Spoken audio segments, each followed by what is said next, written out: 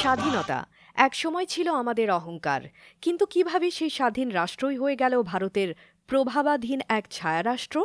আজ আমরা কথা বলবো একটি কঠিন কিন্তু গুরুত্বপূর্ণ সত্য নিয়ে। বাংলাদেশ ভারত সম্পর্ক, বিশেষ করে ফ্যাসিস্ট আওয়ামী লীগ ও শেখ হাসিনার শাসনামলে কিভাবে পরিণত হয়েছে অসম লেনদেনের, একতরফা শোষণের ও আত্মসমর্পণের ইতিহাসে। ১৯৭১ সালে ভারতের সহযোগিতায় আমরা পেয়েছিলাম মুক্তি, কিন্তু ৫৪ বছর পর ফিরে তাকালে দেখি বন্ধুত্বের মুখোশে ঢেকে আছে এক নির্মম আধিপত্য। ট্রানজিট সুবিধা, বন্দর ব্যবহার, জ্বালানি পাইপলাইন, বিদ্যুৎ আমদানি, সীমান্ত হাট, একতরফা বাণিজ্য সুবিধা সবকিছুতেই ভারত পেয়েছে। আর বাংলাদেশ পেয়েছে আশ্বাস, প্রতিশ্রুতি আর উপেক্ষা। ২০০৯ সালে আওয়ামী লীগ ক্ষমতায় আসার পর শুরু হয় ভারতকে উপহার দেয়ার এক অভূতপূর্ব ধারাবাহিকতা।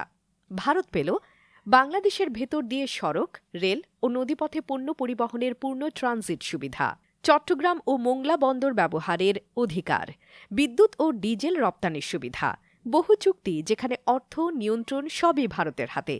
আর বাংলাদেশ তিস্তার পানি পেল না, সীমান্তে হত্যাকাণ্ড থামল না, বাণিজ্য ঘাটতি দিনে দিনে বাড়তে থাকল। এত কিছু দেওয়ার পরও বাংলাদেশকে নিজের স্বার্থে একটি গুরুত্বপূর্ণ চুক্তিও আদায় করে নিতে পারেনি এই সরকার। ২০১১ সালে ভারতের প্রধানমন্ত্রী মনমোহন সিং বাংলাদেশে এসে প্রতিশ্রুতি দিয়েছিলেন তিস্তার পানি বাংলাদেশ পাবে, কিন্তু তা হয়নি। কেন? কারণ পশ্চিমবঙ্গ রাজি নয়, আর ভারত সরকারের কেন্দ্রীয় ক্ষমতা খালি বাহানা। এদিকে তিস্তার হাহাকার নিয়ে বাংলাদেশের উত্তরাঞ্চল শুকিয়ে যাচ্ছে, কৃষি মরুভূমিতে রূপ নিচ্ছে, কিন্তু শেখ হাসিনার সরকার চুপ।